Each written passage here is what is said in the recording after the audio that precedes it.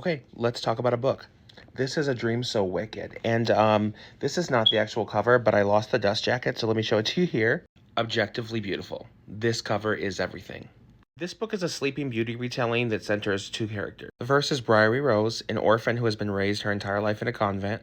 And on her 20th birthday, when she's supposed to leave the convent and start her life, she receives correspondence from her family letting her know that they've been looking for her and they want her to come home. Partially because the family and the kingdom is falling apart and they need her help to save it. The second central character is Thorn Blackwood, who is the man that was sent by her family to escort her home. And also somehow the stranger that's been plaguing her dreams.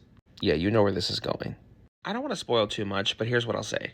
This is a slow burn romance with an interesting magic system, and it kind of blends modern fantasy with what the genre looked like when, those stories like Sleeping Beauty were first coming out. The writing was really solid, although it was a little bit info dumpy at times, and there were a couple of moments where I found myself kind of, skimming a little bit. But overall, I found the writing really engaging, and the story was very interesting. And y'all know I'm not in love with stories that really heavily center romance, but this book had just enough fantasy to really keep me engaged. So yeah, fairies, dream magic, slow burn romance, a little bit of spice. Overall, I thought this was a really good book and I would recommend it. And as always, I believe in full disclosure. This book was sent to me by Ingram as a part of their influencer program, where they are trying to get bookish spaces to talk more about indie books, which I fully support, as I'm sure you're not shocked to find out. So yeah, if that book sounded interesting to you, you can go grab it on bookshop.org. Happy reading!